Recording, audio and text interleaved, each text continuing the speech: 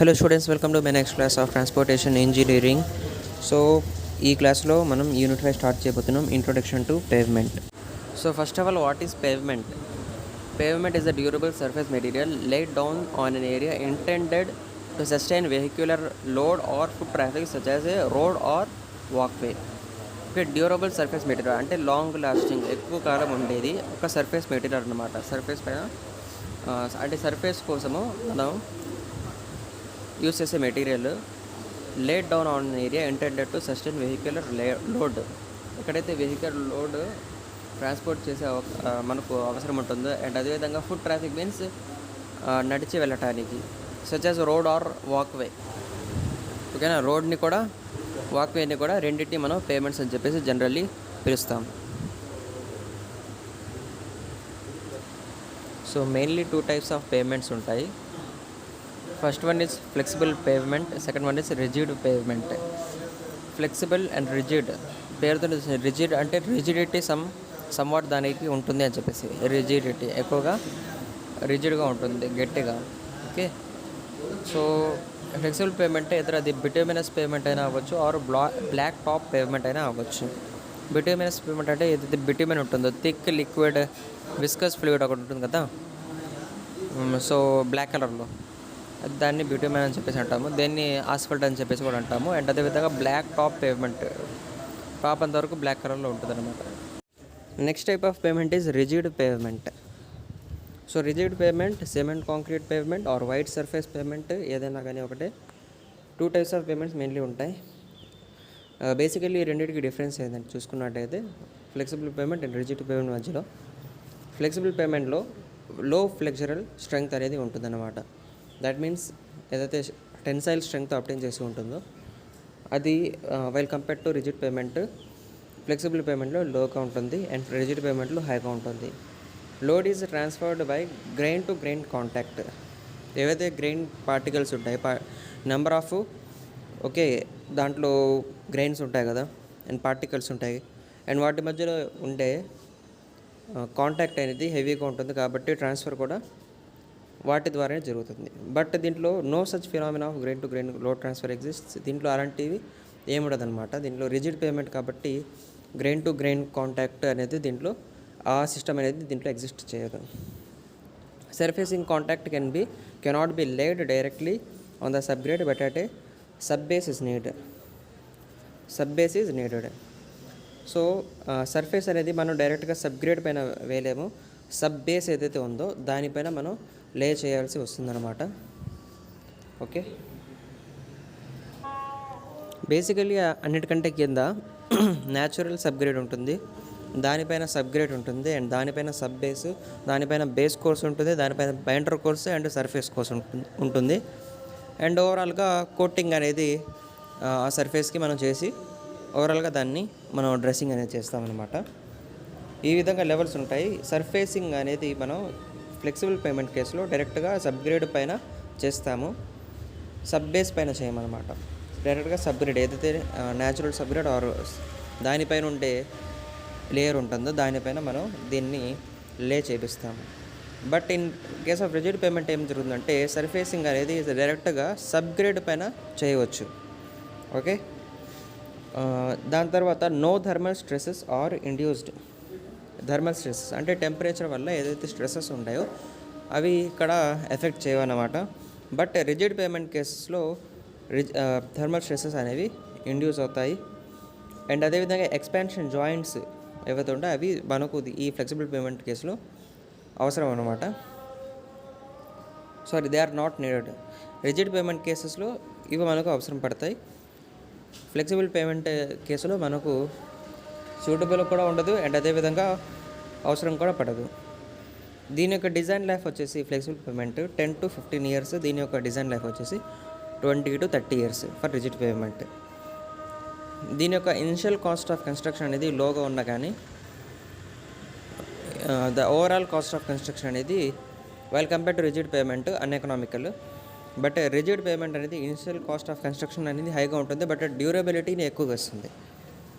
Maintenance cost అనేది flexible payment కేసులో హైగా ఉంటుంది, ఎందుకంటే రిపేర్స్, ప్యాచెస్ అవన్నీ కూడా ఈ ఫ్లెక్సిబుల్ పేమెంట్లో ఎక్కువగా మనం చూడడం జరుగుతుంది. And less maintenance cost in case of rigid payment. Road can be used for traffic with in 24 hours. Road can be used for traffic. ఏదైతే ఫ్లెక్సిబుల్ పేమెంట్ మనం డిజైన్ చేసామో ఎక్కడైనా కానీ, ఓకే, ఎక్కడైనా లే చేయించాము, ఎక్కడైనా వర్క్ చేయించాము, దాని తర్వాత 24 hours దాని తర్వాత మనం ట్రాఫిక్ రన్ చేయవచ్చు. బట్ రిజిడ్ పేమెంట్ కేసులో ఏంటంటే అట్లీస్ట్ 14 days అనేది ఇవ్వాలన్నమాట. దాన్ని యూజ్ చేయకుండా ఉండాలి. Okay, damaged by oils and certain chemicals. ఇది త్వరగా డ్యామేజ్ అయిపోతుంది. ఎంత త్వరగా అది బిల్టప్ అయిపోతే అంత త్వరగా డ్యామేజ్కి అది ఎక్కువగా ఇండ్యూస్ అంటే ఛాన్సెస్ వస్తాయన్నమాట డ్యామేజ్ అవ్వడానికి. దీంట్లో ఆయిల్స్ వల్ల, అదర్ కెమికల్స్ వల్ల డ్యామేజ్ అనేది చాలా తక్కువగా ఉంటుంది. ఆల్మోస్ట్ నో డ్యామేజ్ అనేది ఉంటుందన్నమాట. ఓకే, దాని తర్వాత రిజిడ్ పేమెంట్, ఫ్లెక్సిబుల్ పేమెంట్ మనం చూసినట్టయితే ఇక్కడ మనం చూడొచ్చు rigid payment or cement concrete payment, flexible payment or bituminous payment. బిటుమిన్తో పేమెంట్ చేసినట్టయితే ఫ్లెక్సిబుల్ పేమెంట్ అనమాట. దీని యొక్క డ్యూరబిలిటీ, అది ఫ్లెక్సిబుల్ పేమెంట్ ఏదైతే ఉందో దాని యొక్క డ్యూరబిలిటీ అనేది తక్కువ ఉంటుంది. బట్ సిమెంట్ కాంక్రీట్ పేమెంట్ ఏదైతే ఉందో దాని యొక్క డ్యూరబిలిటీ అనేది ఎక్కువగా ఉంటుంది. Flexible payment and rigid payment మనం ఇక్కడ టూ వే లేన్లో కూడా చూడవచ్చు. ఓకే, క్యారేజ్ వేలో, ఓకే, 2 sides కూడా డ్యూయల్ ట్రాఫిక్ అలాంటప్పుడు కూడా మనం ఈ విధంగా యూజ్ చేయవచ్చు అనమాట. బేసికల్లీ కలర్తోనే మనం ఐడెంటిఫై చేసేవచ్చు. ఓకే, ఈ ఫ్లెక్సిబుల్ పేమెంట్ ఏంటంటే ఆయిల్స్ వల్ల, కెమికల్స్ వల్ల త్వరగా డ్యామేజ్ అయిపోతాయి. బట్ ఈ రిజిడ్ పేమెంట్ అనేది త్వరగా ఆయిల్ వల్ల, కెమికల్స్ వల్ల ఎఫెక్ట్ అవ్వవు. ఓకే, యొక్క పేమెంట్కి కావాల్సిన రిక్వైర్మెంట్స్ ఏంటి, ఏమేమి అవసరాలు ఉన్నాయి? So requirements of a payment చూసుకున్నట్టయితే sufficient thickness to distribute the wheel load stresses to a safe value on the subgrade soil. ఏవైతే వీల్ లోడ్స్ వల్ల స్ట్రెసెస్ వస్తాయో ఆ స్ట్రెసెస్ని డిస్ట్రిబ్యూట్ చేస్తేనే ఆ స్ట్రక్చర్ అనేది ఓవరాల్గా ఫామ్గా, స్టేబుల్గా ఉంటుందన్నమాట. డ్యూరబిలిటీని ఎక్కువ కాలం ఇస్తూ మనకు అక్కడ మనం స్మూత్ మూమెంట్ అనేది ఎనేబుల్ చేసుకోవచ్చు. ఓకే, ఈ సఫిషియంట్ థిక్నెస్ అనేది ఉంటే మనకు వీల్ లోడ్ స్ట్రెసెస్ అనేవి త్వరగా డిస్ట్రిబ్యూట్ అవుతాయి అన్నమాట సబ్గ్రేడ్ ఆఫ్ సాయిల్లో. ఓకే, అండ్ అదేవిధంగా structurally strong to withstand all types of stresses imposed upon it. ఏ రకమైన స్ట్రెస్ వచ్చినా కానీ స్ట్రక్చరల్లీ అది స్ట్రాంగ్గా ఉండాలి. స్ట్రక్చర్ పరంగా అది దాని యొక్క స్ట్రెంగ్త్ని ఎక్కువగా ఇస్తూ ఉండాలి. Adequate coefficient of friction to prevent skidding of vehicles. Okay, lateral coefficient of friction ఇవన్నీ మనం వింటూ ఉంటాం కదా, 0.15 అని చెప్పేసి దాని యొక్క వాల్యూ మనం చెప్పుకుంటూ ఉంటాం. So basically coefficient of friction ఏదైతే ఉందో అది ఎక్కువగా ఉండాలి. So adequate coefficient of friction to prevent skidding of vehicles. ఎంత ఎక్కువగా ఫ్రిక్షన్ ఉంటే అంత స్కిడింగ్ ఆఫ్ వెహికల్స్ని మనం రెసిస్ట్ చేయొచ్చు. So basically adequate coefficient of friction ఉంటే, సరిపడా కోఎఫిషియంట్ ఆఫ్ ఫ్రిక్షన్ ఉంటే అది మనకు మన పేమెంట్ దాని యొక్క నీడ్ని మీట్ అయ్యింది అని చెప్పవచ్చు. దాని తర్వాత smooth surface to provide comfort to road users even at high స్పీడ్లో కూడా స్మూత్ మూవ్మెంట్ ఇచ్చే విధంగా ఉండాలి. సూపర్ ఎలివేషన్, ట్రాన్సిషన్ కర్వ్స్ ఇవన్నీ మనం ఏంటంటే కన్సిడరేషన్లో ఉంచుకొని ఇవన్నీ డిజైన్ చేయాల్సి వస్తుంది. అండ్ అదేవిధంగా produce a least noise from moving vehicles. ఏవైతే వెహికల్స్ మూవ్ అవుతాయో వాటి నుంచి నాయిస్ అనేది మూమెంట్ టైంలో లెస్గా రావాలి. అండ్ డస్ట్ ప్రూఫ్ సర్ఫేస్ అనేది ఉండాలన్నమాట. వాటికంటే ఏవైతే వెహికల్స్ మూవ్ అవుతున్నాయో వాటి వల్ల డస్ట్ అనేది ఎన్విరాన్మెంట్లో స్ప్రెడ్ అయిపోయి ఎన్విరాన్మెంటల్ అండ్ ఎయిర్ పొల్యూషన్ అనేది అక్కర్ అవ్వకూడదు మాటికి. సో డస్ట్ ప్రూఫ్ సర్ఫేస్ అనేది ఉండాలి. So that traffic safety is not impaired by reducing visibility. ఒకవేళ పొల్యూషన్ ఎక్కువ అయిపోయినా కానీ ఏమైపోతుంది, విజిబిలిటీ అనేది తగ్గిపోతుంది. ముందేముందో ఓకే, సర్టెన్ డిస్టెన్స్ తర్వాత ఏ ఆబ్జెక్ట్ ఉందో ఎదురుగా అది మనకు ఎవరైతే డ్రైవర్ ఉన్నాడో అతనికి కనపడదు అనమాట. సో కాబట్టి డస్ట్ ప్రూఫ్ సర్ఫేస్ అనేది కంపల్సరీగా ఉండాలి. అండ్ అదేవిధంగా impervious surface so that the subgrade soil is well protected. Impervious అంటే బేసికల్లీ ఎప్పుడైతే రెయిన్ఫాల్ వల్ల వాటర్ అక్కడ బేసికలీ రన్ అవుతుందో అప్పుడు ఆ వాటర్ అక్కడ అక్యూమిలేట్ అవ్వకుండా, గ్రౌండ్లోకి సీప్ అవ్వకుండా ప్రొటెక్ట్ అవ్వబడే సర్ఫేస్ అన్నమాట. సో అలాంటి సర్ఫేస్ అనేది ఉండాలి. వాటర్ ఒకవేళ లోపలికి ఎంటర్ అయిపోతుంది అనుకోండి, ఏమవుతుంది, ఓవరాల్గా స్ట్రక్చర్ అనేది డ్యామేజ్ అవుతుంది, వీకెన్ అయిపోతుంది. దాని యొక్క స్ట్రెంగ్త్, స్టెబిలిటీ అనేది అది లూజ్ అవుతుంది. సో సబ్గ్రేడ్ సాయిల్ అనేది ప్రొటెక్టెడ్గా ఉండాలి. దానివల్ల కింద ఉండే సబ్ లేయర్స్ ఏవైతే ఉన్నాయో అవి బాగుంటాయి, పైన ఉండే సూపర్ సర్ఫేస్ లేయర్స్ కూడా బాగుంటాయి. So long design life with లో మెయింటెనెన్స్ కాస్ట్. డిజైన్ లైఫ్ అనేది ఎక్కువగా ఉండాలి అండ్ మెయింటెనెన్స్ కాస్ట్ అనేది తక్కువగా ఉంటే మనం దాన్ని ఏ సూటబుల్ కన్వీనియంట్ పేమెంట్ అని చెప్పేసి చెప్పవచ్చు. దాని తర్వాత ఇక్కడ ఈ డయాగ్రామ్స్ నోట్ చేయండి. బేసికల్లీ ఒక rigid pavement and flexible pavement మధ్య జరిగే లోడ్ డిస్ట్రిబ్యూషన్ ఎలాగుంటుంది, డిస్ట్రిబ్యూషన్ ఆఫ్ ప్రెషర్ అనేది ఎలాగుంటుంది. సో రిజిడ్ పేమెంట్లో మనం చూసినట్టయితే ఏదైతే అది డైరెక్ట్గా మనం దాంట్లో సబ్గ్రేడ్ పైన లోడ్ని ట్రాన్స్ఫర్ చేస్తుంది అని చెప్పేసి చెప్పాను కదా. సో దానివల్ల ఏమవుతుందంటే బేసికల్లీ ఎప్పుడైతే వీల్ లోడ్ పడుతుందో అప్పుడు లోడ్ ఒక ఇండ్యూస్మెంట్ అనేది వాళ్ళ కంపేర్ టు రిజిడ్ పేమెంట్ దాంట్లో ఒక ఇన్ఫ్లుయెన్స్ తక్కువగా ఉంటుంది ఇక్కడ మీరు చూసినట్టయితే. So distribution of pressure overall ఎక్కడైతే లోడ్ ఇండ్యూస్ అయ్యిందో ఆ యొక్క లోడ్ పడడం వల్ల సరౌండింగ్ ఉండే ఏరియా మొత్తం ఇన్ఫ్లూయెన్స్ అవుతుంది అనమాట. ఎక్కడైతే ఏ పాయింట్ దగ్గర అయితే లోడ్ పడిందో అది ఆబ్వియస్లీ అక్కడ చాలా ఎక్కువగా అయితే ఉంటుంది. బట్ దాని యొక్క ఎఫెక్ట్ అనేది ఈవెన్లీ వేరే పాయింట్స్ ఏవైతే ఉంటాయో వాటి నుంచి ఫ్రంట్ అండ్ బ్యాక్వర్డ్ అవి కూడా ఈవెన్లీ తీసుకుంటాయి అన్నమాట. Evenly means uniform varying load ఏ విధంగా ఉంటుందో ఆ విధంగా తీసుకుంటాయి.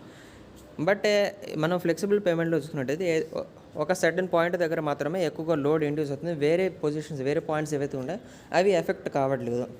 సో ఎప్పుడైతే ఈ విధంగా ప్రెషర్ డిస్ట్రిబ్యూషన్ తీసుకోదో అప్పుడు ఆబ్వియస్లీ క్రీపింగ్ అనేది రావడానికి అవకాశం ఉంటుంది. దానివల్ల డ్యామేజెస్ అనేవి, క్రాక్స్ అనేవి మనం చూడడం జరుగుతుంది. హౌఎవర్ ఇక్కడ మనం అందుకనే ఒక బేస్ లేయర్ని కూడా ఉంచుతాము ఆ డ్యామేజెస్ని మినిమైజ్ చేయడానికి. బట్ డిస్ట్రిబ్యూషన్ ఆఫ్ ప్రెషర్ అనేది ఈ విధంగా జరుగుతుందన్నమాట దీంట్లో బేసికల్లీ. ఇకపోతే టైప్స్ ఆఫ్ ఫ్లెక్సిబుల్ పేమెంట్స్లో 2 రకాలు వచ్చేసి ఫ్లెక్సిబుల్ అండ్ రిజిడ్ పేమెంట్స్ అని చెప్పేసి చెప్పాను. అండ్ ఫ్లెక్సిబుల్ పేమెంట్స్లో ఎన్ని టైప్స్ ఆఫ్ పేమెంట్స్ ఉన్నాయి ఇప్పుడు మనం చూసుకోబోతున్నాం. సో కాబట్టి ఫ్లెక్సిబుల్ పేమెంట్స్లో conventional flexible pavement, full depth asphalt pavement, contained rock asphalt mat, ఈ 3 types of basically flexible pavements అనేవి మనకి ఎగ్జిస్ట్ అయి ఉన్నాయి. So first of all conventional flexible pavements చూసుకున్నట్టయితే they are layered systems with high quality expensive materials. Expensive అంటే high costly materials. అంటే ఈ విధంగా లేయర్ బై లేయర్ మనం వాటిని అలైన్ చేసి ఉంటాం అనమాట, అసెస్ చేసి ఉంటాము. They are placed in the top where stresses are high. Expensive materials and high quality materials ఏవైతే ఉంటాయో ఎక్కడైతే లోడ్ ఎక్కువగా పడుతుందో అక్కడ మనం ప్లేస్ చేస్తాం అనమాట. ఎందుకంటే ఆ లోడ్ని ట్యాకిల్ చేయడానికి, స్ట్రెస్ని డిస్ట్రిబ్యూట్ చేయడానికి, సరిపడా రెసిస్టెన్స్ అనేది ప్రొవైడ్ చేయడానికి. And low quality cheap materials are placed in low layers. ఎప్పుడైతే వీల్ యొక్క లోడ్ పైన సర్ఫేస్ పైన ఇండ్యూస్ అవుతుందో అప్పుడు ఎక్కువగా ఎఫెక్ట్ అయ్యే లేయర్ అయ్యేది అన్నిటికంటే పైన ఏదైతే లేయర్ ఉందో ఆ లేయరే కదా. అండ్ ఎక్కువగా చాలా తక్కువగా లోడ్ వల్ల ఇన్ఫ్లుయెన్స్ అయ్యే లేయర్ ఏంటి,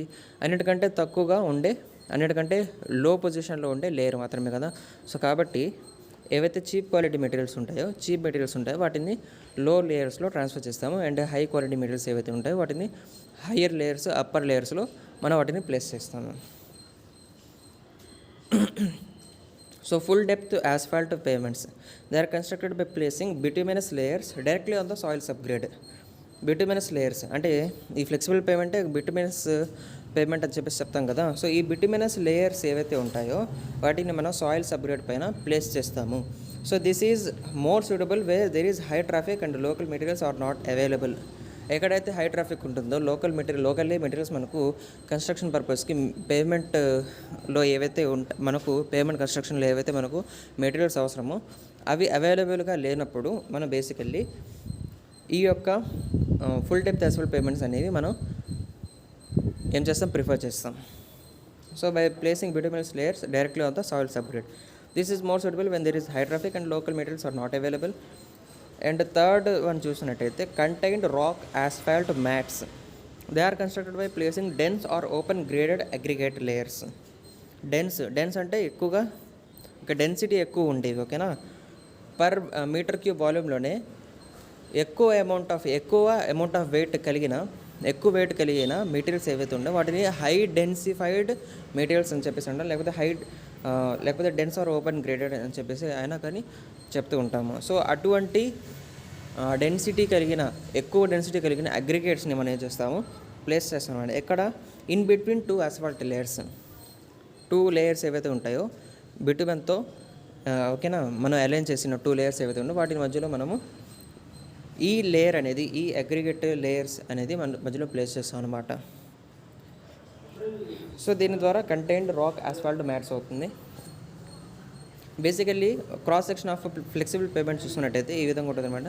అన్నిటికంటే కింద సబ్గ్రేడ్ ఉంటుంది. సబ్గ్రేడ్ అంటే ఎగ్జిస్టింగ్ సాయిల్, అక్కడ ఆల్రెడీ ఏదైతే న్యాచురల్లీ అకరింగ్ సాయిల్ ఉంటుందో దానిపైన మనం సబ్గ్రేడ్ సాయిల్ అనేది కూడా ఒకటి ప్లేస్ చేస్తాము.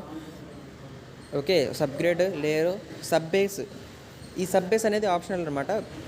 బట్ హౌఎవర్ బేస్ కోర్స్ అనేది చాలా ఇంపార్టెంట్. ఈ సబ్ బేస్ అనేది సబ్గ్రేడ్ని ట్రీట్ చేయడానికి మనం యూస్ చేసే ఒక లేయరు, ఒక కోర్సు. అండ్ దానిపైన బేస్ కోర్స్ అనేది మనం ప్లేస్ చేస్తాము. ఓకే, అది టైప్ ఆఫ్ పేమెంట్ బట్టి మనం బిట్యుమినస్ లేయర్ యూస్ చేయాలా, లేకపోతే అదర్ అగ్రిగేట్స్ యూస్ చేయాలా, సిమెంట్ కాంక్రీట్ యూస్ చేయాలా, దానిపైన డిపెండ్ అయి ఉంటుంది. సర్ఫేస్ కోర్స్ అన్నిటికంటే పైన ఉండే లేయర్. ఈ విధంగా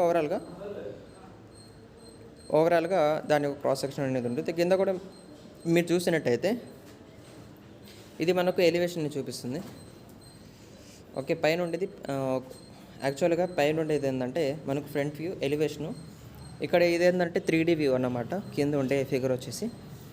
సో ఇక్కడ మనకు థిక్నెస్తో పాటు చూపించడం జరిగింది. సో కాంక్రీట్ స్లాబ్ అన్నిటికంటే పైన ఉంటుంది. ఓకే, అది రిజిడ్ పేమెంట్ కేసులో కాంక్రీట్ స్లాబ్ అన్నిటికంటే పైన ఉంటుంది. దాని కింద బేస్ కోర్స్ ఉంటుంది, దాని కింద సబ్ బేస్ కోర్స్ ఉంటుంది. ఒకవేళ అవసరమైతేనే దాని కింద అన్నిటికంటే కింద సబ్ గ్రేడ్ ఉంటుంది. ఈ విధంగా cross sections of rigid and flexible payments ఉంటాయి. ఓకే, ఇంకా మీరు డీటెయిల్గా చూసినట్టయితే అన్నిటికంటే పైన సర్ఫేస్ కోర్స్ ఉంటుంది. దానికంటే పైన సీల్ కోటింగ్ అనేది మనం చేస్తాం అనమాట, దాన్ని డ్రెస్సింగ్ చేయడానికి. అండ్ ఎక్కడైతే బైండర్ కోర్స్ ఉంటుందో అక్కడ ఆ బైండర్ కోర్స్ వేసే ముందు మనం ప్రైమ్ కోటింగ్ ద్వారా దాన్ని ఫినిష్ చేస్తామన్నమాట. అండ్ ఎక్కడైతే సర్ఫేస్ కోర్స్ ఉంటుందో ఆ సర్ఫేస్ కోర్స్ వేసే ముందు మనం ట్యాక్ కోట్ అనేది చేస్తాము. ఈ విధంగా న్యాచురల్ సబ్గ్రేడ్ పైన load transfer and load distribution అనేది జరుగుతుందన్నమాట. రిజిడ్ పేమెంట్లో అయితే uniformly wearing from point to point జరుగుతుంది. బట్ ఫ్లెక్సిబుల్ పేమెంట్ ఏదైతే ఉందో అక్కడ at a single point more influence of load అనేది జరుగుతుంది. సో లోడ్ అనేది గ్రెయిన్ టు గ్రెయిన్ కాంటాక్ట్ వల్ల బేసికల్లీ డిస్ట్రిబ్యూట్ అవుతుంది. ఇక typical layers of flexible payment. దీంట్లో ఏమేమి ఉంటాయి? ఇప్పుడు మనం చూసాం కదా, సర్ఫేస్ సీల్ కోట్ ఉంది, ట్యాక్ కోట్ ఉంది, అండ్ అదేవిధంగా ప్రైమ్ కోట్ ఉంది. వాటికి సంబంధించి చూసుకున్నట్టయితే ఏంది ఇక్కడ యాక్చువల్గా చేసేదంటే, first of all seal coat ఎక్కడుంది? సర్ఫేస్ కోర్స్ పైన చేస్తామన్నా. అంటే seal coat is thin surface treatment used to waterproof the surface. అంటే సర్ఫేస్ని వాటర్ ప్రూఫ్ చేయడానికి, వాటర్ రెసిస్టింగ్ చేయడానికి. అంటే ఎప్పుడైతే రైన్ఫాల్ పడుతుందో, ప్రెసిపిటేట్ అవుతుందో, దానివల్ల రెయిన్ అనేది అక్కడ అక్యుమిలేట్ అవ్వకుండా, అదేవిధంగా గ్రౌండ్లోకి సీపింగ్ చేయకుండా, and to provide skid resistance and to seal the surfacing against the ingress of water. Skid రెసిస్టెన్స్ని ఏం చేయాలి? ప్రొవైడ్ చేయాలి. అంటే స్కిడ్డింగ్ని రెసిస్ట్ చేయాలి అండ్ అదేవిధంగా సర్ఫేస్ని సీల్ చేయాలి.